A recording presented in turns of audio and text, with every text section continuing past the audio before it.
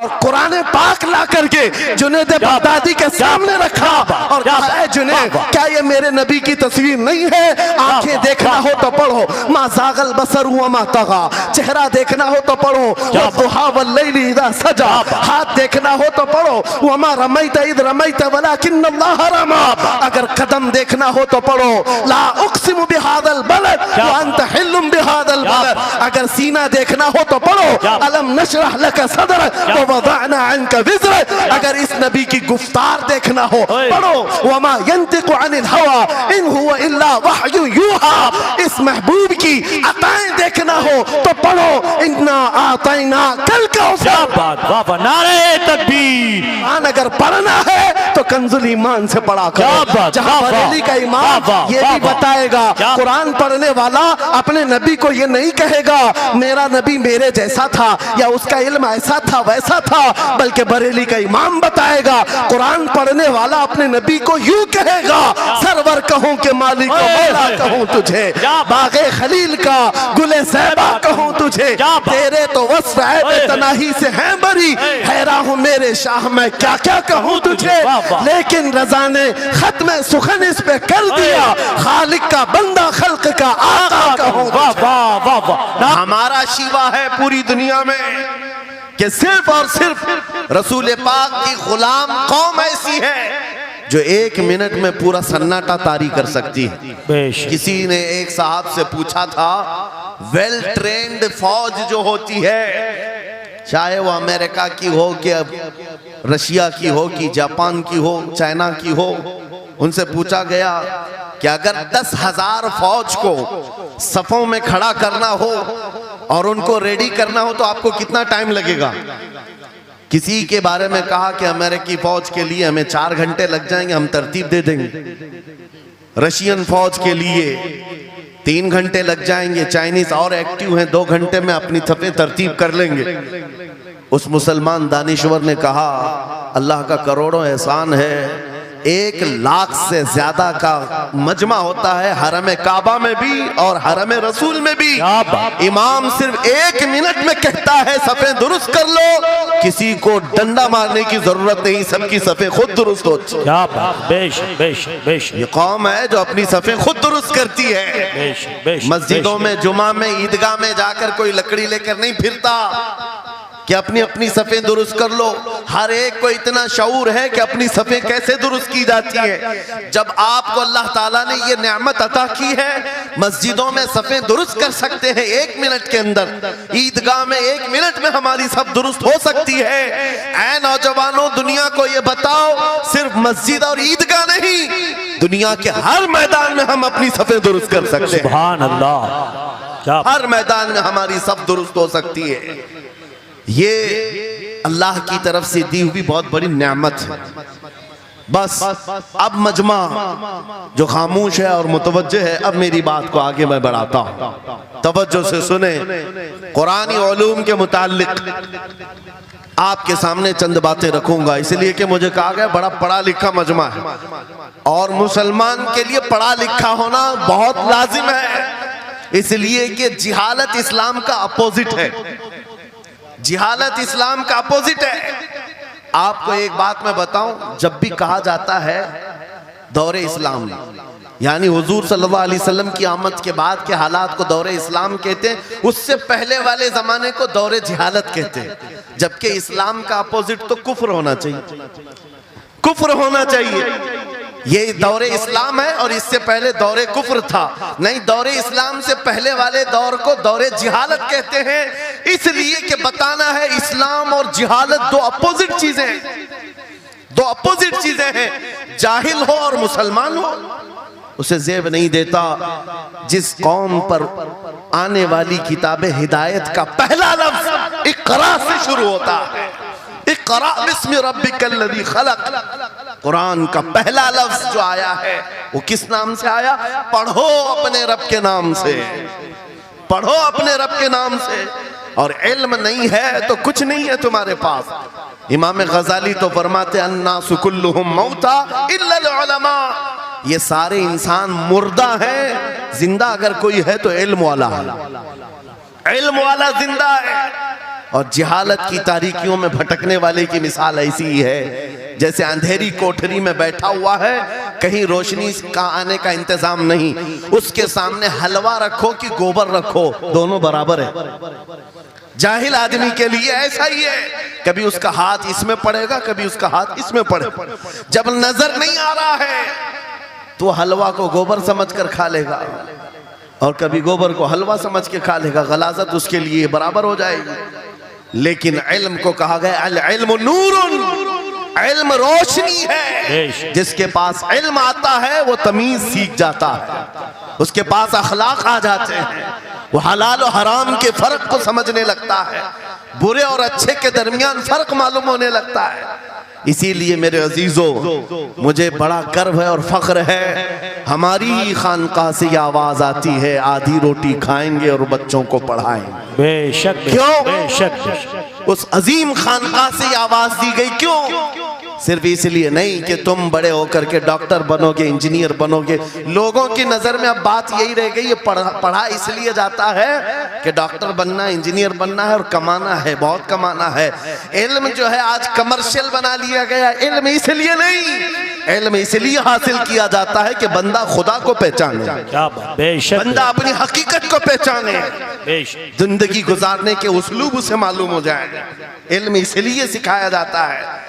बहुत सारे लोग सिर्फ नौकरी के लिए समझते हैं कि इल्म हासिल करना चाहिए, नौकरी के लिए नहीं, अपने अखलाक को बुलंद करने के लिए इल्म आना बहुत जरूरी है।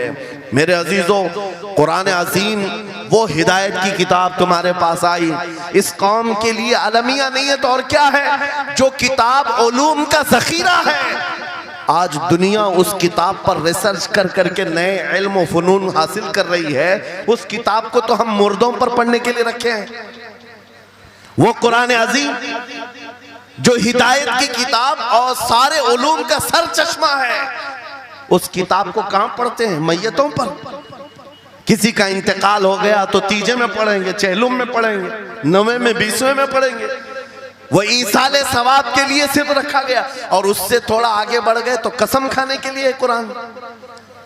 आओ चलो हम कसम खाते कुरान पे हाथ रख करके, कुरान पे हाथ रख के। मियाँ क्या कुरान कसम खाने की किताब है? कुरान की वो आयत मैंने सबसे पहले पढ़ी, अल्लाह फरमाता ज़ालिकल किताबु ला रैब फीही, ये वो किताब है जिसमें शक की गुंजाइश नहीं, और ये हिदायत है परहेजगारों के लिए। और कुरान में 3 जगह ये लफ्ज आया है, हुदल लिन्नास, हुदल लिलमुमिनीन, हुदल लिलमुत्तकीन। ये सारे इंसानों के लिए भी हिदायत है, ये सारे ईमान वालों के लिए भी हिदायत है, और परहेजगारों के लिए भी हिदायत है। सब हिदायत अलग अलग अंदाज से हासिल करते हैं। बारिश एक ही है बरसने वाली, जमीनें अलग अलग हैं। बहुत नरम जमीन हो तो वो जमीन बारिश से फायदा ज्यादा उठाती है, और थोड़ी सी ओबड़ खाबड़ जमीन हो तो वहां से फायदा कम आता है। बारिश एक ही है, कुरान बारिश हिदायत है। जिसके दिल की जमीन जितनी नरम होगी उतना वो उससे हिदायत उठाएगा। सुभान अल्लाह, बेशक, उतना उससे फायदा उठाएगा। और आज हालात ये हैं, ऐ नौजवानों अपने दिल पर हाथ रख करके बताओ, कुरान कितने लोगों ने पढ़ा है? कुरान कितने लोगों ने पढ़ा? मैं हाथ नहीं उठवाता, किसी भी बात पर हाथ मत उठाया करो। ना ही झूठे हाथ उठाना है, ना सच्चे हाथ उठाना है, ना ही किसी और को शर्मिंदा करना है। अपने दिल पे हाथ रख करके बताओ कुरान कितनी मर्तबा पढ़ लिया। क्योंकि कुरान पाक, बहुत सारे लोग ये समझते हैं मदरसे में बचपन में एक बार पढ़ लिया तो उसका हदिया हो गया, खत्म हो गया है, अब इसके बाद फिर हमारी मैयत पे ही पढ़ा जाएगा। इसीलिए तो कुरान के उलूम से नावाकिफ हो गए। अरे समझना तो दूर की बात, देख करके पढ़ना भी मुश्किल है। आज लोगों का देख कर पढ़ना मुश्किल हो गया। कुरान तुम्हारे पास बहुत सारी किताबें नहीं है, बहुत सारे ग्रंथ नहीं, बहुत सारे वेद नहीं है जिनका शुमार ही नहीं है। तुम्हारे पास ओनली वन, एक किताब कुरान पाक, ऐसी महफूज किताब जिसके बारे में अल्लाह ताला खुद फरमाता है सूरह कमर में, वलक़द यस्सरनल कुरान लिज़िक्रि फ़हल मिन मुद्दकिर। हमने कुरान को याद करने के लिए आसान बनाया है कोई याद करने वाला? 4 बार ये आयत अल्लाह ताला फरमाता है कोई याद करने वाला? अल्लाह जब फरमा रहा है कुरान आसान है तो कौन कहता है ये मुश्किल है? हमने खुद अपने हाथों तबाही को दावत दी है। दर्स कुरान को अगर हमने न भुलाया होता, ये जमाने ने जमाना न दिखाया होता, वो जमाने में मुअज़्ज़ज़ थे। मुसलमान होकर आज हम खार हुए हैं, तारीके कुरान होकर आज हम छोड़े बैठे हुए हैं। कुरान अजीम को छोड़कर बैठना कितनी बड़ी गुमराही है। आज हालात ऐसे आ गए कि कुरान को बदलने की बातें होने लग गई। क्यों? तुम उठाते ही नहीं। 26 आयतें निकाल दो, 25 आयतें निकाल दो, इसमें ये बातें उसमें वो बातें हैं। मुसलमान को तो पता भी नहीं है कौन सी आयतों के बारे में ये वावेला मचाया जा रहा है। अरे तुम पढ़ो, तुम्हारे लिए कुरान आया है। ये जितनी भी कॉन्फ्रेंसें हैं, मैं समझता हूं इसके बदले हर जगह सुबह व शाम कुरान पढ़ने और पढ़ाने का इंतजाम हो जाए। इस तरह के हजारों जलसों से वो अफजल है। बेशक ये मैं नहीं कह रहा हूं, मेरे आका फरमाते हैं खैरुकुम मन तअल्लमल कुरान व अल्लमा। तुम में से सबसे बेहतरीन आदमी वो है जो कुरान सीखे और दूसरे को सिखाए। बेशक बेशक, सबसे बेहतरीन आदमी वो है कुरान को सीखे और दूसरे को सिखाए। आज नौजवानों के अंदर एक बड़ी तादाद मुझे देखने को मिलती है, उनको छोटी छोटी सूरतें भी नहीं मालूम, कुरान देख करके पढ़ना भी नहीं आता। बचपन में हमारे माँ बाप ने हमको सीने से लगा करके कुरान मदरसा भेजने की आदत डाली थी, और जब स्कूल जाते थे तो बस्ता पीछे लगा के जाते थे। पता होगा, स्कूल जाते हैं तो बस्ता पीछे रख के जाते हैं, और कुरान पढ़ने के लिए जाते हैं तो सीने से लगा के जाते हैं। यह हमेशा से एक रीत रिवाज चला, बुजुर्गों का डाला हुआ कि बेटा कुरान हमेशा आगे होगा। लेकिन शऊर आने के बाद तुमने कुरान को पीछे डाल दिया, पीछे को आगे कर दिया। कोई इल्म ऐसा नहीं जो कुरान में मौजूद नहीं, कोई इल्म ऐसा नहीं। वला रतबिन वला याबिसिन इल्ला फी किताबिन मुबीन। मेरा मौला फरमाता है कोई खुश्की और तरी की बात ऐसी नहीं जो हमने कुरान में ना बयान की। वनज़्ज़लना अलैकल कुरान तिबयानन लिकुल्लि शै। रब फरमाता है हमने कुरान में हर चीज का वाज़ेह बयान उतारा है तुम पर। और सैयदना अब्दुल्ला इब्न अब्बास मुफस्सिरीन के सरदार रसूल पाक सल्लल्लाहु ताला अलैहि वसल्लम के चचेरे भाई हजरत अब्दुल्ला बिन अब्बास कहते हैं लौ ज़ाअ ली इक़ालु बईरिन लवजदतुहु फी किताबिल्लाह। कहते हैं अगर मेरे ऊंट की नकील की रस्सी भी गुम हो जाए मैं उसको किताबुल्लाह कुरान में ढूंढ लूंगा। क्या बात, वाह वाह वाह वाह। मैं उसको कुरान में ढूंढ लूंगा। उनके पास उलूम कुरान थे। और आप क्या समझते हैं कुरान में क्या नहीं है? साइंस की वो इजादात को अगर आप लेकर के बैठे, मैंने अपना पूरा बयान रिकॉर्ड किया है 2 साल कबल ही। यहाँ वक्त की किल्लत है, मैं आपके सामने अर्ज करता हूँ 16वीं सदी के बाद या 18वीं सदी के बाद साइंस की तरक्कियात ने अपना पैर जमाना शुरू किया है इस रुए जमीन पर। जबकि मेरे मुस्तफ़ा करीम सल्लल्लाहु ताला अलैहि वसल्लम की जुबान अक़दस से निकले हुए कलमात जो कुरान में मौजूद हैं, उठाओ और मैं बताता हूँ हर चीज का इल्म कुरान में मौजूद है। जब कोई सोनोग्राफी का इंतजाम नहीं था, ना सिटी स्कैन हो सकता था, ना एक्सरे का कोई इल्म किसी के पास था, उस वक्त कुरान कह रहा है एम्ब्रियोलॉजी के बारे में। क्या बात, एम्ब्रियोलॉजी क्या है? बच्चा पैदा होने की जो उसके नशो नुमा की जो मुद्दत होती है, किस तरह पेट में बच्चे की तख्लीक होती है। कुरान में मौला फरमाता है थुम्मा जअलनाहु नुतफतन फी क़रारिन मकीन थुम्मा खलक़नल नुतफता अलक़तन फ़खलक़नल अलक़ता मुदग़तन फ़खलक़नल मुदग़ता इज़ामन फ़कसौनल इज़ाम लहमा थुम्मा अंशअनाहु ख़ल्क़न आख़र फ़तबारकल्लाहु अहसनुल ख़ालिक़ीन। मौला फरमाता है हमने नुतफे से अलक़ा बनाया। नुतफा क्या है? स्पर्म का वो एक कतरा जो मर्द के जरिए से औरत के रहम में जाता है, उसके बच्चे की थैली में जाता है, एक नुतफा, एक बूंद, जिसको नुतफा कहा गया है। मौला फरमाता है हमने नुतफे से अलका बनाया। अलका किसको कहते हैं? साइंस में पढ़ने वाले अगर स्टूडेंट्स हो तो समझ जाएंगे। अगर कोई मेडिकल साइंस का कोई स्टूडेंट है तो उसे मालूम होना चाहिए एम्ब्रियोलॉजी में चिपचिपा हुआ च्युइंगम जो होता है उसको अलका कहते हैं अरबी में।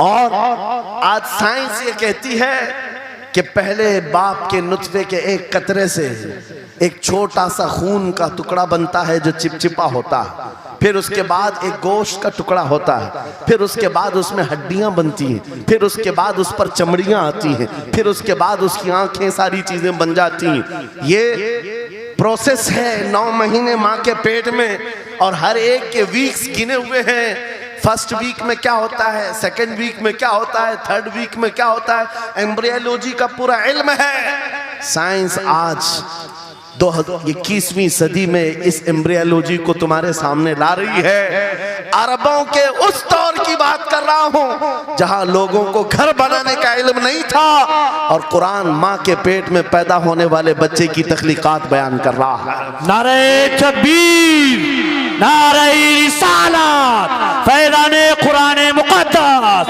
फैज़ाने शेखुल मशाइख, नारे तकबीर, नारे रिसालत। वाह वाह। मशहूर साइंसदान है फ्रैंक प्रेस नाम से, जिसने ये थ्योरी दुनिया को बताई कि अर्दियात, जमीन के अंदर जो वसात हो रही है, और उसके बाद उसने कहा था, फ्रैंक प्रेस नाम का अंग्रेज मौर्रिख और अंग्रेज साइंसदान ने कहता है जमीन जो है पानी के ऊपर है, और ऐसे ही पानी के ऊपर कोई चादर बिछा दी जाए तो कभी चादर इधर हो सकती, कभी उधर हो सकती है। इस चादर को मजबूत रखने के लिए इस पर पहाड़ों का होना बहुत जरूरी है। ये 19वीं सदी में फ्रैंक प्रेस कह रहा है, और मेरा मौला कुरान में फरमाता है, अल्लाह ताला फरमाता है, वल जिबाल औतादा, हमने पहाड़ों को मेख बना करके जमीन पर गाड़ा। क्या बात, वाह वाह, बेशक बेशक। ये जमीन को हिलने नहीं देते पहाड़। अर्दियात का इल्म, एस्ट्रोनॉमी के बारे में, एस्ट्रोलॉजी के बारे में कुरान में मौजूद उलूम आप पढ़ो। जूलॉजी के बारे में, जानवरों के उलूम के बारे में कुरान में पढ़ो। रब ताला परिंदों के उन अशकाल के बारे में बयान फरमा रहा है, ये झुंड के झुंड जाते हैं, जमात की जमात होती हैं। चूंटियों के बारे में पूरी सूरह मौजूद है, इनके खाना तकसीम करने का तरीका क्या है, इनके एक दूसरे को पुकारने का तरीका क्या है, इनमें जब एक चूंटी मर जाती है तो उसको दफनाने का तरीका क्या है। ये कौन बयान कर रहा है? ये कुरान बयान कर रहा है, कुरान पाक बयान कर रहा है। जब तरक्कियात इस कदर आगे आ गई कि मशीनों के सहारे से आज जर्रे को देखा जाता है, परखा जाता है, और फिर दुनिया को बताया जाता है ये हमारी तहकीक है, और कुरान उस जमाने में बयान कर रहा है। मेरे अजीजों, एक बात बताता हूँ, 18वें पारे में सूरह नूर में एक आयत आई है, उस आयत के बारे में मैं बताता हूँ बाद में। लेकिन 18वीं सदी में एक साइंसदान जो अमेरिका की सफर पर था, उसने अटलांटिक ओशियन में एक जगह ऐसी देखी जहां पर इतना अंधेरा है कि हाथ निकालो तो भी नजर नहीं आए, सूरज की रोशनी भी नहीं पड़ती। वापस आकर के उसने कहा मैंने एक ऐसी जगह दरियाफ्त की है जहां सूरज की रोशनी ही नहीं पड़ती और अपनी आंखों को कुछ नजर नहीं आता। अगर हाथ निकाल करके देखो, समंदर के बीचों बीच अटलांटिक ओशियन, ये कोई तालाब का नाम नहीं है। ये लंबा सफर तय करके कोई एक जगह को ढूंढ लिया एक साइंसदान, और आकर के दुनिया को बता रहा है मैंने एक ऐसी जगह मालूम की जहां पर खूब अंधेरा होता है, हाथ भी नजर नहीं आता। जब वो आकर के बताता है, एक आलिम रब्बानी ने कुरान की आयत पढ़ी, मौला कुरान में फरमाता है, इज़ा अखरज यदहु लम यकद यराहा व मन लम यजअलिल्लाहु लहु नूरन फमा लहु मिन नूर। कुरान में अल्लाह फरमाता है, ज़ुलुमातुम बअदुहा फौक़ बअद, एक जगह हमने ऐसी बनाई है जहां अंधेरियों पर अंधेरियां हैं, जहां हाथ भी निकालोगे तो हाथ नजर नहीं आएगा। कुरान में 1400 साल पहले ये जब बात आई, उस साइंसदान को बताया गया, ये तो अल्लाह ने कुरान में बयान किया है। अब और ताज्जुब की बात क्या है, सुनो। वो आया साइंटिस्ट, कहा ये किसकी बयान की हुई किताब है? कहा मोहम्मद रसूलुल्लाह की, मक्का में पैदा हुए, मदीने में जिंदगी गुजारी, आखिर दिन की। उसने कहा मैं उनके बारे में जानना चाहता हूँ, हो सकता है वो समंदरों के बहुत बड़े माहिर थे, वो समंदरी उलूम के बारे में बहुत कुछ जानते थे, उन्होंने जिंदगी का बहुत सारा हिस्सा समंदरों के सफर में गुजारा होगा। उस जमाने में उनको अटलांटिक ओशियन में मौजूद ये अंधेरा कैसे पता चला?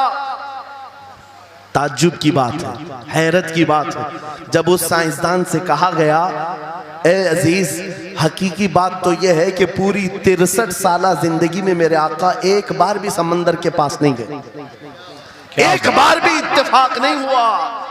तब वो कहता है जो बंदा कभी समंदर के सफर पर गया ही नहीं और वो अटलांटिक ओशियन में मौजूद अंधेरियों की बात करता है तो फिर ये अपने पेट से नहीं, ये अल्लाह की बात कर रहा है। क्या बात, बेशक बेशक, ये खालिक समंदर की बात कर रहा है बेशक, जिसने वो अंधेरियां पैदा की। मेरे अजीजों, आपसे मेरा खिताब इसलिए है कि जो ज़ख़ीरे अल्लाह ताला ने हमारी किताब मुक़द्दस में रखे हैं, इसको हल करते करते लोगों के बाल सफ़ेद हो गए और तुम तो अखलाक सीखने के लिए ऐसे लोगों के पास जाते हो जिनको पेशाब करने का तरीका नहीं मालूम। क्या बात, बेशक, कुरान के उलूम क्या कम है तुम्हारे पास। अब मैं आता हूँ, ये तो साइंसी बातें हो गई, मैथमेटिक्स तो पूरा कुरान में इतना है, बयान करते करते मैं सुबह कर डालूं। कुरान पाक के अददी एजाजात, कुरान पाक के हिसाब, रियाजी, मैथमेटिक्स के फंडे, बहुत कुछ है। फिजिक्स के बारे में है, ज्योग्राफी के बारे में है, अलजिब्रा के बारे में है, साइंस के बारे में है। ये तमाम उलूम तो एक मिसाल के तौर पर मैं आपके सामने रख रहा हूँ, लेकिन अफसोस मैं उस कौम से बात कर रहा हूँ जिस कौम ने कुरान को छूना भी बंद कर दिया है। जाकर के देखें, आज ही जाकर के देखें, घरों के अंदर तुम्हारे टीवी, फ्रिज और वॉशिंग मशीन तो धूल से साफ होंगे, रोजाना साफ करते होंगे, कुरान को हफ्ते हो गए कभी छुआ भी नहीं। गर्द जमी हुई, धूल लगी हुई है। कुरान के साथ ये नाइंसाफी बंद कर दो, कुरान के साथ ये दोहरा मेयार बंद करो। आपको पता है क़यामत के दिन मेरे आका फरमाते हैं जो दो चीजें जिसकी हिमायत में आ गई उसको जन्नत में जाने से कोई नहीं रोकेगा, और दो चीजें जिसके खिलाफ खड़ी हो गई फिर उसको दोज़ख में जाने से भी कोई नहीं रोक सकता।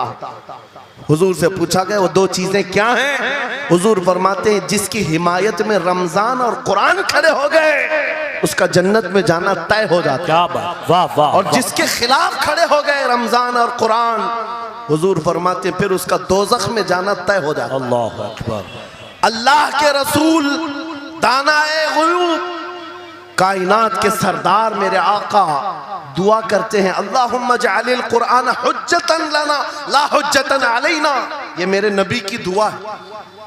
आप तवज्जो करें, हुजूर जब ये दुआ कर रहे हैं, ऐ अल्लाह कुरान को क़यामत के दिन मेरा हिमायती बना, मेरे खिलाफ ना बना। क्या बात, वाह। साहिब कुरान खुद कह रहे हैं क़यामत के दिन इसको हमारे खिलाफ ना खड़ा कर, कुरान को हमारा हिमायती बना। ऐ लोगों, हम कौन सी जिंदगी गुजार रहे आज? बहुत दूर हम आ चुके हैं, बहुत दूर हम आ चुके हैं। आज कुरान की तालीम को भी इतना सस्ता समझा जाता है, इतना सस्ता कि आपके पास अगर बच्चे के पास टाइम हुआ तो मदरसा भेजो, नहीं तो छोड़ो जाए। मदरसों में आने वाले वो बच्चे जिनकी नाक बह रही हो, कपड़े ढंग के ना हो, कारी साहब और हाफिज साहब खुद ही उसको साफ भी करें, खुद ही पढ़ा करके भी भेजे। क्या तुम अपने वक्त की मशहूर कॉन्वेंट स्कूल में भी इसी तरह अपने बच्चों को भेजते हो? वहां पर गैर हाजिरी से कितना डरते हो, अपनी छुट्टियां तर्क कर देते हो, रिश्तेदारों से मिलना बंद कर देते हो। नहीं, बच्चे की स्कूल छूट सकती है, लेकिन कुरान के साथ कैसा दोहरा सलूक है, कुरान के साथ कैसा मेयार है, आपको मैं बताता हूँ। इमाम हमारे सिराजुल उम्मा इमाम आजम अबू हनीफा रज़ी अल्लाह ताला अन्हु अपने बेटे को जिस कारी कुरान के पास पढ़ने के लिए भेजा करते थे, कारी साहब ने इमाम आजम के बच्चे को पूरा कुरान पढ़ा दिया। नाजरा कुरान की बात कर रहा हूँ। जब पूरा कुरान बच्चे ने पढ़ लिया तो इमाम आजम अबू हनीफा को ये मुबारकबादी दी गई कि आपका बच्चा पूरा कुरान पढ़ चुका है हाफिज साहब के पास। तो हाँ, इमाम आजम बड़े ताजिर थे अपने ज़माने के। उन्होंने क्या किया, उस कारी साहब को 4 लाख दिरहम नजराने में भेजा। सुभान अल्लाह। कितना? 4 लाख दिरहम चांदी के सिक्के होते थे। इमाम आजम अबू हनीफा ने जैसे ही कारी साहब के पास जो कुरान पढ़ाए थे ये नजराना भेजा, उनके पास ये नजराना पहुंचा। 4 लाख तो छोड़ो, आज के ज़माने में 4000 भी किसी को देता नहीं। हाफिज कुरान अगर किसी बच्चे को पढ़ाया है, और मैं मांग भी नहीं रहा हूं कौम से, इमाम आजम की बात बता रहा हूं। जब नजराना कारी साहब को पहुंचा, उन्होंने देखा 4 लाख दिरहम मेरे पास आए, इतनी बड़ी रकम। बच्चे को खाली कुरान ही पढ़ाया था, दौड़े दौड़े वापस इमाम आजम अबू हनीफा के दौलत कदे पर आ गए। घर पर आए, कहा हुजूर आपसे मैं ये पूछना चाहता हूँ कहीं गलती से तो ये रकम मेरे पास नहीं आ गई, ये किस लिए दी गई है? कहा कि ये तो आपने कुरान बच्चे को पढ़ाया, मैंने हदियतन भेजा है। कहा हुजूर सिर्फ नाजरा कुरान ही तो पढ़ाया, इतनी बड़ी रकम? इमाम आजम अबू हनीफा ने कहा कारी साहब आज चले जाओ, और अपने बेटे को बुलाया, इधर आ बेटा, कल से इस हाफिज के पास पढ़ने के लिए तू हरगिज नहीं जाएगा, कल से इसके पास तू इल्म हासिल करने नहीं जाएगा। बच्चे ने पूछा हुजूर क्या हो गया? कहा जो बंदा मेरे 4 लाख दिरहम को कुरान से बड़ा समझता है, मैं उसके पास अपने बेटे को नहीं पढ़ा सकता। मैंने तो कुरान का एक हर्फ की कीमत नहीं अदा की, उसने कुरान के ऊपर मेरी रकम को समझ लिया। आज हमने कुरान को कहां समझ लिया है?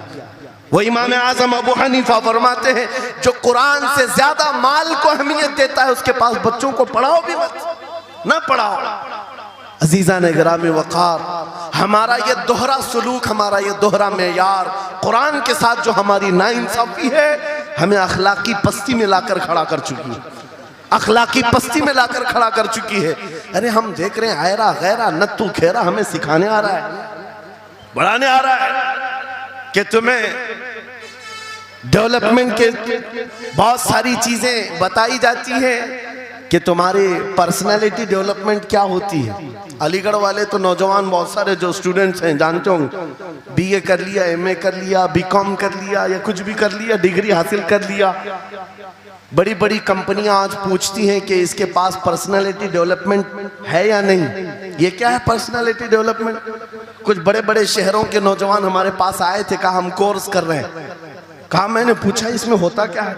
कहा इसमें सिखाया जाता है बैठना कैसा है, लोगों से मिलना कैसे है, खाने के लिए बैठे तो चम्मच कहाँ रखना है, बर्तन कहाँ रखना है, लोगों से हैंडशेक कैसे करना है, ये सारी चीजें सिखाई जाती हैं। मैं नौजवानों से पूछा कि अच्छा कितने महीने का? कहा कहीं 6 महीने का, कहीं साल भर का।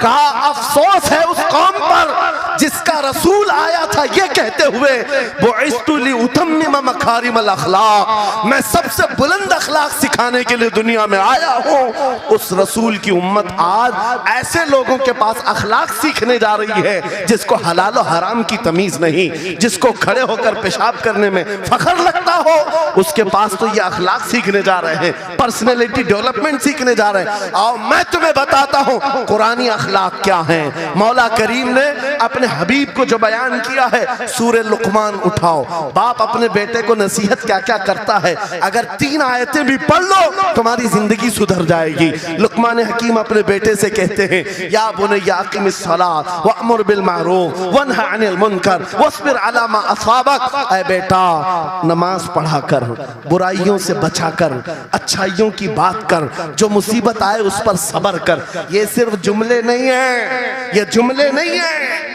लुकमान हकीम ने अपने बेटे को जो डराया था, कुरान कहता है या बुनय्या इन्नहा इन तकु मिस्काल हब्बतिन मिन खरदलिन फतकुन फी सखरतिन औ फी समाई औ फिल अर्दी याति बिहा अल्लाह। आज हर बाप को चाहिए कि ये नसीहत अपने बेटे को करे। क्या बात, हर बाप अपने बच्चे को ये बात बताए, सुनो क्या लुकमान कहते हैं, बेटा बुराई अगर तूने कर लिया, ये मत समझना कि मैं रात के अंधेरे में छुप कर लिया।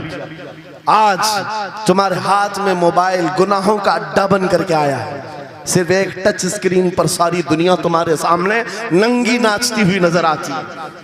कितने नौजवानों ने अपने अखलाक का कत्ल कर लिया है, उनकी आंखें हया से नापाक हो गई हैं।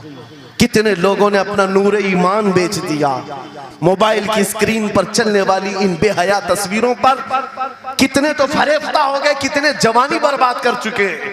तुम क्या समझते हो?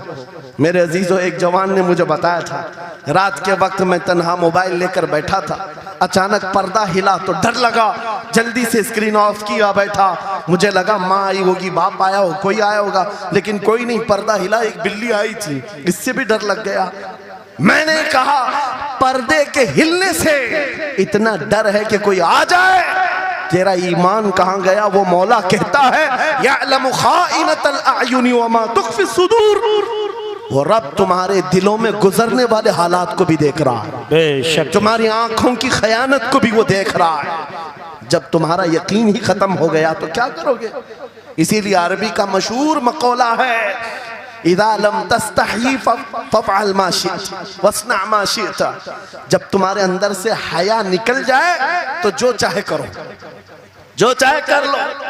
आज लुकमान हकीम की वो बात मैं पेश कर रहा था, आयत मुकम्मल करता हूँ। बाप अपने बेटे से कहता है, अगर बुराई कर लिया तूने, अगर बेहयाई हो गई, ये मत समझ के बहुत छुप करके किया। आज से 4000 साल पहले लुकमान हकीम कह रहे हैं अपने बेटे से, अगर बुराई तू आसमानों में जाकर करेगा, या पहाड़ के अंदर घुस कर करे, या जमीन के अंदर जाकर करे, कहीं पर भी कर ले। जबकि ये तीनों चीजें उनके जमाने में नहीं थी, न पहाड़ों के अंदर जाकर के करने का तसव्वुर, न जमीनों के अंदर जाने का, न आसमानों में उड़ने का तसव्वुर। ये सब आज के दौर में मुमकिन है। और लुकमान हकीम कहते हैं, अगर तू इन सब जगहों पर जाकर कहीं पर भी करेगा, याती बिहल्लाह, अल्लाह वो तेरे सामने लेके आएगा। बेशक वमन यअमल मिस्काल ज़र्रतिन खैरन यरा वमन यअमल मिस्काल ज़र्रतिन शर्रन यरा। तुम अगर राई के दाने के बराबर भी नेकी करो, अल्लाह वो तुम्हें दिखाएगा। राई के दाने के बराबर भी बुराई करो, अल्लाह तुम्हें दिखाएगा। अखलाक सीखने के लिए दूसरी जगह जाते हो, अगर ये फार्मूला किसी को याद हो जाए, मैं कहता हूं सारे सीसीटीवी कैमरे बंद हो जाए, इस बंदे को कोई बहका नहीं सकता, जिसके दिल में सिर्फ इतना ख्याल है कि मेरा मौला मुझे देख रहा है, बेशक बेशक मेरा रब मुझे देख रहा है। उसकी निगरानी के लिए किसी कैमरे की जरूरत नहीं, किसी सीसीटीवी की जरूरत नहीं।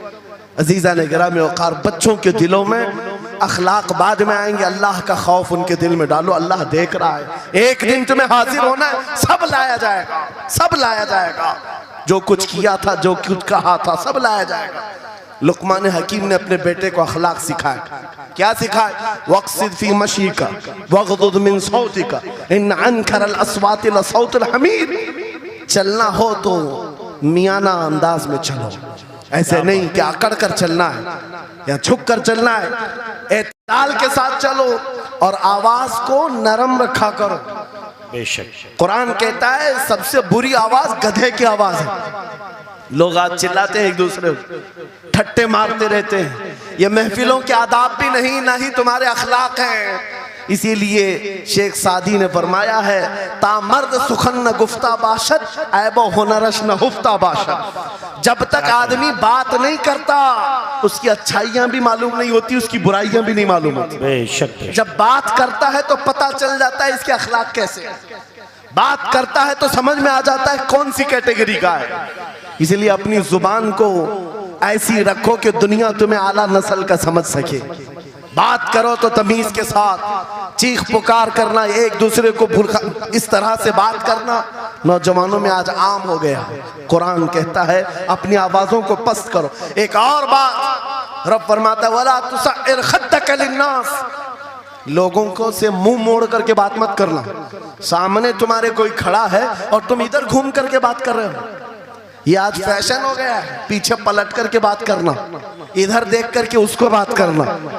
लोग ये समझते हैं फैशन है। मेरा मौला फरमा रहा है ये अखलाक से गिरी हुई हालत है। जब बात करो तो आमने सामने, लोगों से मुंह टेढ़ा करके बात ना करना। ये अखलाक कौन सिखा रहा है? ये कुरान अजीम है। तुम पर्सनालिटी डेवलपमेंट सीखने की बात कर रहे हो, तालीमात इस्लाम को छोड़कर क्या पर्सनालिटी डेवलपमेंट हासिल कर पाओ? तुम्हारे पास सब कुछ है लेकिन सीखना नहीं चाहते। आज तक नौजवानों में से मुझे कोई मिला नहीं इस तरह से कि लोग आते हैं, मुफ्ती साहब बीवी को 2 तलाक दे दिया, 3 तलाक दे दिया, अब क्या करना है, इद्दत कैसे गुजारना है? या ज्यादा से ज्यादा दारुल इफ्ता में आते हैं, मुफ्तियान इकराम होंगे, झगड़े के मसाइल लेकर के आते हैं, बाप मर गए, इसको कितना मिलना है, इसको कितना मिलना है। अरे जिंदगी गुजर गई, कभी आ करके ये क्यों नहीं पूछा मेरे घर में मंगनी हो रही है, शादी हो रही, ये बताएं मेरे मुस्तफा ने कैसे शादी की? क्या बात है, क्या बात, बेशक ये क्यों नहीं पूछा? मैं बीमार हो गया हूं, मुझे बताएं रसूलुल्लाह ने बीमारी के आलम में क्या कहने का हुक्म दिया? क्या बात, अगर तलब हो मेरे नबी के पीछे चलने की तो बंदा ढूंढ ढूंढ कर चलेगा, बेशक ढूंढ ढूंढ कर चलेगा। बेशक। हजरत इमाम अबू यूसुफ के बारे में और बाद ने इमाम अहमद बिन हम्बल के बारे में कहा कि आपने कलिंगर खाने का बहुत शौक था, तरबूज, आप तरबूज कहते हैं? हाँ, हमारे यहाँ मुंबई में इसको कलिंगर कहते। और उन्होंने ये कहा कि ये सुन्नत भी है। मुझे रिवायत मिली है कि हुजूर ने भी खाया लेकिन जिंदगी भर खाए नहीं। मुरीदीन ने पूछा कि हुजूर जब सुन्नत भी है और आपको शौक भी है, खाते क्यों नहीं? कहते हैं अब तक मैं वो तरीका ढूंढ रहा हूं कि मेरे नबी ने कितने टुकड़े करके खाए। अल्लाह अकबर, अल्लाह अकबर, वाह वाह। मुझे वो जो तरीका चाहिए। हुजूर के पीछे चलने वाला ढूंढ ढूंढ करके अमल करता है। और आज हमने जिंदगियां ऐसी बनाई हुई हैं कि लगता है दारुल इफ्ता, मुफ्ती और उलमा सिर्फ तलाक के लिए हैं, ये इद्दत के मसले पूछने के लिए, विरासत के मसले पूछने के लिए। अरे हमें भी काम दो, हम ढूंढ ढूंढ कर तुम्हें बताएं मेरे नबी चलते कैसे थे, मेरे नबी बात कैसे करते थे, लोगों से मुसाफा कैसे करते थे, लोगों के सामने आते तो कपड़े कैसे पहनते थे, मेरे नबी की नमाजें कैसी थी, हुजूर जब दस्तरखान पर बैठते कहां से शुरू करते कहां से खत्म करते।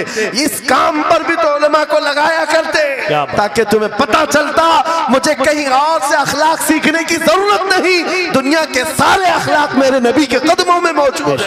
नारे तकबीर, नारे रिसालत, फैज़ाने खानकाए बरकत, फैज़ाने खानकाए बरकत, शेरे रज़ा, शेरे रज़ा, फैज़ाने शेखुल मशाइख, नारे तकबीर, नारे रिसालत।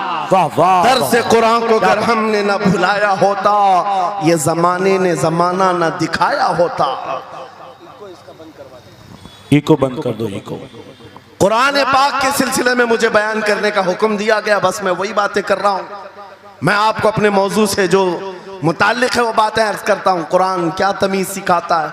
आज घर घर के अंदर जो एक बहुत बड़ी बला आई हुई है, हर तीसरा चौथा घर ये शिकायत लेकर के आता है बेटा हाथ से निकल गया, बेटी हाथ से निकल गई। माँ बाप इस बात के लिए रोज परेशान है, बेटा हाथ में नहीं आता, बेटी हाथ में नहीं आती। जहां ये जवान हुए 10वीं पास किया, ये मुंह दिखाते हैं हमको, आंख फिराते हैं हमको। फरमा बरदार बच्चों की कमी बहुत कम हो गई। गलती इन बच्चों की नहीं, उन माँ बाप की भी है। तुमने इनकी तरबियत तो खिलौनों से की है। इनकी तरबियत में तो तुम चाहते थे कि हर संडे इनको पिकनिक पर ले जाएं, बच्चा खुश हो जाएगा। इनको घुमाएंगे फिराएंगे, जो बच्चा मांगेगा सब ला कर देंगे। अरे ये 14 साल का नहीं हुआ, हाथ में मोबाइल भी पकड़ा दिया, सब कुछ कर दिया बच्चे के लिए। और अब बाप ये सोचता है ये 16 साल का हो जाए तो मेरी बात मानना चाहिए। एक बात याद रखो, जमीन में अदरक बो करके गन्ना आने की उम्मीद मत रखना। बेशक बेशक। जो बोते हो वही फसल आती है। मेरे नबी ने फरमाया अल्लिमु औलादकुम सलासा खिसालिन, हुब्ब नबीकुम व हुब्ब अहली बैतिही व तिलावतल कुरानिल करीम। मेरे आका की हदीस है, हुजूर फरमाते हैं अपनी औलाद को सबसे पहले 3 बातें सिखाओ। 3 बातें सिखाओ।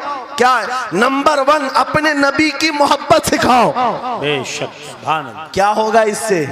तुम जिस बात के लिए आज परेशान हो ना, 16 साल के बाद मेरा बच्चा मेरा फरमाबरदार बने, याद रखो तुम अगर इस बच्चे को नबी की मोहब्बत डालो, 16 साल नहीं तुम्हारा बेटा 60 साल का होगा, तब भी सर झुकाकर तुम्हारे साथ खड़ा रहेगा। क्या बात। बेशक बेशक। तुम उसके दिल में अल्लाह रसूल की मोहब्बत डालो, अल्लाह तुम्हारी मोहब्बत उसके दिल में डाले। बेशक बेशक। ये रिटर्न दिया जाता है। नंबर 1 अपने नबी की मोहब्बत, नंबर 2 रसूल पाक के अहले बैत की मोहब्बत। मेरे आका फरमाते हैं बच्चों को सिखाओ। तीसरी चीज कुरान की तिलावत। ये 3 चीजें सिखाओ सबसे पहले बच्चों को। लेकिन इन 3 चीजों से तो हम बच्चों को छोड़ ही चुके। सबसे पहली चीज जो सिखानी थी वो अपने नबी की मोहब्बत। अजीजा ने गिरामी वखार, आज घर घर के अंदर ये जो मुसीबतें आई हैं, माँ बाप की नहीं सुनता। माँ बाप अगर जवान लोग अभी शादी कर रहे हैं तो अभी से तय कर लो, बच्चा होगा, ये ख्वाब नहीं देखेंगे पहले इसको क्या बनाना है। तुम अगर अल्लाह उसके रसूल की मोहब्बत डालने की ख्वाब लेकर उस बच्चे की तरबियत करो, इंशाअल्लाह वो डॉक्टर भी बनेगा, इंजीनियर भी बनेगा, प्रोफेसर भी बनेगा, लेकिन साथ में आशिक रसूल भी बनेगा। सुभान अल्लाह, सुभान। और जहां ये दौलत लेकर के खड़ा होगा, इश्क़ रसूल की दौलत लेकर खड़ा होगा, और प्रोफेसर भी हो जाए, डॉक्टर भी हो जाए, कुछ भी हो जाए, देखो मशाइख मारा रहा जिनके वालिदैन ने उनकी तरबियत की, उनको दुनियावी उलूम का माहिर तो बनाया है, लेकिन आज तक आपने देखा कॉलेज में पढ़ाने वाला प्रोफेसर लाखों मुरीदीन की दस्तगीरी भी कर रहा हो और उनकी शरीयत और तरीकत को बयान भी कर रहा हो। नारे तकबीर, नारे रिसालत, फैज़ाने हसनुल उलमा, फैज़ाने हसनुल उलमा, तालीमात के लिए, वाह वाह वाह, तालीमात इस्लाम के लिए ये घराना आइडियल है। मैं मुबालगा आराई नहीं कर रहा हूं, मुबालगा आराई नहीं कर रहा हूं। जहां पर एक बेटे को बाप ने वक्त का एक बड़ा प्रोफेसर बनाया तुम्हारे इसी शहर का, दूसरा बेटा अगर इनकम टैक्स का चीफ बन चुका हो, क्या बात, तीसरा अगर पुलिस की डिपार्टमेंट में डीआईजी या बड़े ओहदे पर पहुंचा हो, लेकिन हमने हर एक को देखा, चाहे ये दुनिया के किसी मकाम पर जाएं, जब ये अपने असलाफ की बारगाह में आते हैं तो सर झुकाए हुए शरीयत के तरीकत के संगम नजर आते। क्या बात, बेशक बेशक। इसलिए कि इनकी तरबियत सिर्फ और सिर्फ ट्यूशन के बहाने नहीं छोड़ दी गई थी, क्या कहें, लोगों की गोद में डालकर। जैसे आज लोगों को लगता है बच्चे को पढ़ाने के लिए महंगी स्कूल दे दो, अच्छी से अच्छी स्कूल, और बच्चा आए तो शाम में ट्यूशन के लिए किसी टीचर या प्रोफेसर को दे दो। बच्चा तुम्हारी गोद में आया ही नहीं, संडे संडे तो बाप से बच्चे की मुलाकात होती है, और वो भी पिकनिक के नाम पे होती है। क्या कहने, ये हालात जब बच्चों के साथ तरबियत के होंगे तो ये बच्चे जिनसे तरबियत हासिल किए हैं उनके नक्शे कदम पर चलेंगे। लेकिन तुम अगर शरीयत का ट्रांसफर चाहते हो, स्कूल भी पढ़ाओ, ट्यूशन भी पढ़ाओ, लेकिन इश्क़ रसूल की दौलत अपने सीने से इनके सीने में डालो। बिल्कुल, बेशक बेशक। अजीज़ा ने गिरामी, मेरा मौला फरमाता है, वक़ज़ा रब्बुका अल्ला तअबुदू इल्ला इय्याहु व बिल वालिदैनि इहसाना, माँ बाप के साथ भलाई का हुक्म मेरा मौला फरमाता है। रब ने तुम्हारे फैसला किया है अल्लाह के सिवा किसी की इबादत ना करो, वालिदैन के साथ अच्छा सलूक करो। और कैसा सलूक, वला तकुल्लहुमा उफ़्फ़िन वला तनहरहुमा, उनको उफ तक ना कहो, उनको झिड़क कर बात ना करो। नौजवानों याद रखो, जिस दिन तुमने अपनी माँ या अपने बाप को उल्टा जवाब देना शुरू किया, उस दिन से तुम पर रिज़्क़ के दरवाजे बंद हो जाते हैं, बरकत के दरवाजे बंद हो जाते हैं।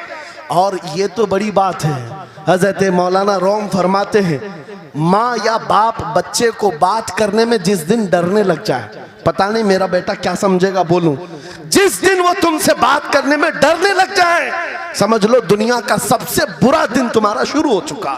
अल्लाहु अकबर, शुरू हो चुका है। होना तो ये चाहिए कि तुम्हारी जवानी नहीं, तुम्हारी उम्र बीतने को आ गई, अगर माँ बाप को अल्लाह ने सलामत रखा, चाहे वो बूढ़े बिस्तर मर्ज पर हो, उस वक्त भी अदब के बाजू फैलाए हुए हो, अदब के बाजू। आपको पता है सहाबा इकराम बैठे, मेरे आका सल्लल्लाहु अलैहि वसल्लम, एक खातून आई, रसूल खड़े हो गए, अपनी चादर बिछाया, उस खातून को बिठाया। सहाबा कहते हैं हमने एक खातून को, आई हुई खातून को इतना अदब करते हुए रसूलुल्लाह को पहली बार देख रहे थे। वो खातून आई, बैठी, मुस्कुराई, बातें की और चली गई। सहाबा ने पूछा या रसूल अल्लाह, इस खातून का अदब क्या है? मेरे आका फरमाते हैं ये मेरी दाई, मेरी दूध पिलाने वाली माँ हलीमा सादिया, क्या बात, वाह वाह। पैदा हुए नहीं, दूध पिलाई हुई माँ का यह अदब मेरे नबी ने सिखाया। ये अखलाक कुरान के हैं मेरे अजीजों, कुरान के हैं। याद रखो नौजवानों, इन बूढ़े माँ बाप को आज जितने लोगों ने तरसाया है और उन्हें घुट घुट कर जीने पर मजबूर किया है, वो आज की रात तौबा करके जाएं, तौबा करके जाएं, मुसाफा करें, उनके हाथ चूमें। ये तुमसे क्या तमन्ना रखते हैं? बस इतनी कि तुम अपने पैरों पे खड़े हो जाओ, ढंग का कमाना सीख जाओ। नौजवान को इनका डांटना बुरा लगने लगता है, माँ बार बार चिल्लाती है, बाप बार बार डांटता है, घर छोड़कर भाग गया। फिर उसके बाद याद रखो अल्लाह ताला ऐसे जूतों पर तुम्हें डाल देता है जो तुम्हारी हैसियत के भी नहीं होते, कमतर लोग तुम्हें हाँकते रहते हैं। इससे बेहतर है हमें पैदा की हुई माँ, हमें दूध पिलाई हुई माँ अगर डांटती है, कोसती है, मारती है, ये नेमत है।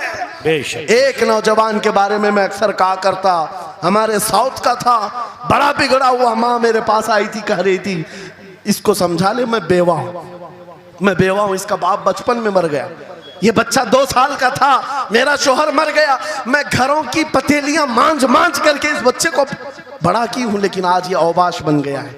बदमाशों की दोस्ती। मैंने उस नौजवान को बुलाया था, अपने करीब किया, समझाया, अल्लाह ने उसको समझ दे दी। वो लड़का थोड़ा बहुत सीधे रास्ते पर आया और बेंगलुरु गया था कमाने के लिए। मैंने कहा नौकरी कर, तेरी माँ कुछ नहीं चाहती, वो जिंदगी तो गुजार चुकी, अपने हाथों से कमाई है, बस ये चाहती है कि तेरी कमाई का एक लुकमा खा ले। ऐ नौजवान, क्या अपनी माँ को इतना भी सुख नहीं देना चाहता? गया था कमाने के लिए। मेरे अजीजों, आज भी वो मौजूद है, आज भी है। वो कमाया, महीना भर गुजरा था या 2 महीने ही, अपनी तनख्वाह लेकर के वतन वापस आया। अपने घर के पास जिस दिन वो पहुंचा था, घर के बाहर बहुत भीड़ जमी थी। लोगों से पूछा उसने तो पता चला उसकी माँ आज ही सुबह इंतकाल की। अल्लाहु अकबर। वो पैसों की गड्डी ला करके जो कमाया था 1 महीने 2 महीने की तनख्वाह माँ के कदमों में रख दिया। बहुत रोया।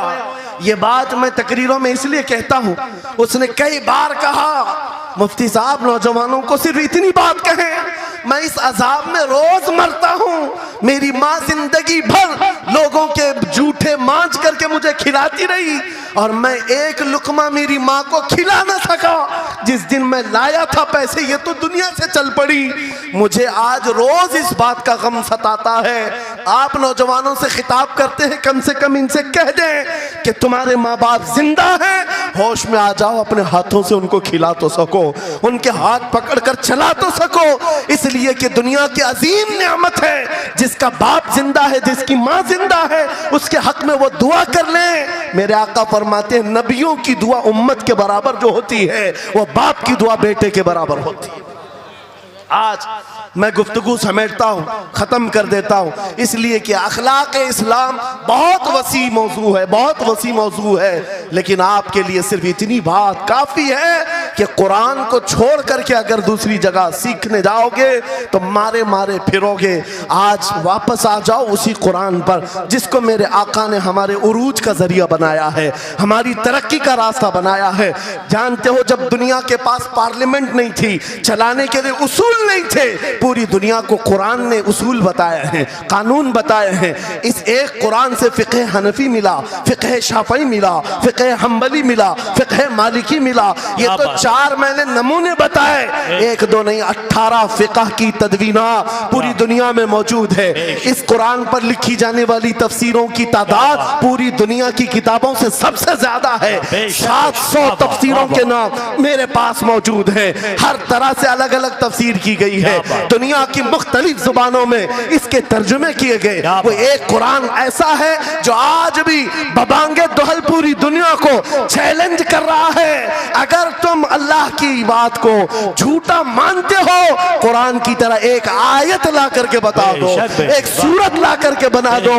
आज दुनिया तरक्की बहुत कर चुकी होगी, टेक्नोलॉजी पर ये पाबंदे सलासिल कर चुकी और चांद पर कमंदे डाल चुकी, सूरज की शुआओं को कैद करके करंट बना दिया हो, सयाल मादे से दुनिया ने केमिकल बना दिया, सब बना दिया। लेकिन एक बात तय है, पूरे इंसान मिल जाएं, पूरे जिन्नात मिल जाएं, मेरा मौला फरमाता फिर भी वो कुरान के मिसल नहीं ला सकते। बेशक बेशक, कुरान के मिसल नहीं ला सकते। ये मौजज़ा तुम्हारे पास है, ये मौजज़ा तुम्हारे पास है। दुनिया के पास ये दौलत नहीं। उठो वगर ना हश्र ना होगा फिर कभी, दौड़ो के जमाना चाल अपनी चल गया। मेरे अजीजों, आखिरी बात, ये सारे उलूम तो कुरान में हैं, अखलाक भी कुरान में है, तिजारत के उसूल भी हैं, शादीशुदा जिंदगी के उसूल भी हैं, माँ बाप के साथ हुस्न सलूक भी है, बच्चों की तरबियत भी है, पड़ोसियों से मामलात भी हैं, उस्ताद और शागिर्द के हुकूक भी बयान किए गए हैं। ये सारे फील्ड अपनी जगह पर, लेकिन कुरान कुरान का जो गाजा है, कुरान की जो रूह है, कुरान का जो खालिस शहद है, वो क्या है? कुरान पढ़ने वाले को सबसे बड़ी दौलत अगर कोई मिलती है तो अपने नबी से बेइंतहा इश्क करने की दौलत मिलती है। आगाज से आखिर तक कुरान है नाते मुस्तफा, महबूब के बयान का कैसा अनोखा ढंग है। जुनैद बगदादी के जमाने में एक आर्टिस्ट आया था, एक मुसव्विर, लोगों की मुंह बोली तस्वीर खींचता था। अगर कोई आता अपनी महबूबा के बारे में कहता, उसकी आंखें ऐसी, उसकी नाक ऐसी, उसकी भवें ऐसी, उसकी पेशानियां ऐसी, वो उसी तरह से तस्वीर निकालता था। आर्टिस्ट था और लोगों की कतारें लगी थी अपने अपने महबूब महबूबाओं की तस्वीरें निकालने के लिए, इसलिए कि आपकी तरह मोबाइल उस जमाने में नहीं थे जो हर घड़ी खींच लिया करें। वो जुनैद बगदादी का दौर, आर्टिस्ट तस्वीर निकालता था। जब ये बात पता चली, हजरत जुनैद बगदादी भी उस मुसव्विर के घर चले गए, लाइन में खड़े हो गए। जब आपका नंबर आया तो उस मुसव्विर ने पूछा, मौलाना आपका क्या काम है? वक्त के सैयदुत ताइफा का, मैंने सुना है तू लोगों के महबूबाओं की तस्वीरें खूबहू खींच कर देता है, मैं चाहता हूं मेरे भी महबूब की तस्वीर खींचो। वाह वाह। तो उसने कहा बताओ, कलम लिया बैठा, बताइए आपके महबूब का हुलिया क्या है? जुनैद बगदादी कहने लगे, मेरा महबूब कायनात का सबसे हसीन चेहरा रखने वाला, जिसकी भवें ऐसी थी, जिसके गाल ऐसे थे, जिसकी पेशानी ऐसी थी, जिसके हाथ ऐसे, जिसके पैर ऐसे। उस मुसव्विर ने पूछा बताओ नाम क्या है? जुनैद बगदादी ने कहा मुहम्मदुर रसूलुल्लाह। उस मुसव्विर ने कहा रुको जरा, ये तस्वीर तो ऑलरेडी मेरे पास बनी बनाई रखी है। जुनैद बगदादी ने कहा ये कैसे? लोगों की ऑर्डर पर तू तस्वीर बनाता है, मेरे महबूब की तस्वीर पहले से कैसे रखी है? उस मुसव्विर ने कहा बात दरअसल ये है, आप जिससे मोहब्बत करते मैं भी उससे मोहब्बत करता हूँ, हम दोनों का महबूब एक है, इसलिए तस्वीर पहले से बनी रखी है। जुनैद बगदादी ने कहा अच्छा लाओ तो जरा हमारे महबूब की तस्वीर देख तो ले। वो मुसव्विर अंदर गया और कुरान पाक ला करके जुनैद बगदादी के सामने रखा और कहा जुनैद क्या ये मेरे नबी की तस्वीर नहीं है? आंखें देखना हो तो पढ़ो, मा ज़ागल बसर व मा तगा, चेहरा देखना हो तो पढ़ो, वद्दुहा वल्लैलि इज़ा सजा, हाथ देखना हो तो पढ़ो, वमा रमैत इज़ रमैत वलाकिन्नल्लाह रमा, अगर कदम देखना हो तो पढ़ो, ला उक़सिमु बिहादल बलद व अंत हिल्लुम बिहादल बलद, अगर सीना देखना हो तो पढ़ो, अलम नशरह लक सदरक व वदअना अन्का विज़रक, अगर इस नबी की गुफ्तार देखना हो पढ़ो, वमा यंतिकु अनिल हवा इन हुवा इल्ला वहयु यूहा, इस महबूब की अताएं देखना हो तो पढ़ो, इन्ना आतैना कल कौसर। बाबा नारे तकबीर, नारे रिसालत, फैज़ाने कुरान मुक़द्दस, फैज़ाने कुरान मुक़द्दस, फैज़ाने खानक़ाह इमारत, आगाज से आखिर तक कुरान है नाते मुस्तफा, महबूब के बयान का कैसा अनोखा ढंग है। ये तालीमात इस्लाम कॉन्फ्रेंस से कुरान की तालीमात से ये बात मुझे कहना जरूरी था। कुरान सिर्फ अखलाक की तालीम नहीं, सिर्फ मुआशियात की तालीम नहीं, बल्कि कुरान इश्क रसूल की तालीम देता है और हुब्बे रसूल सिखाता है।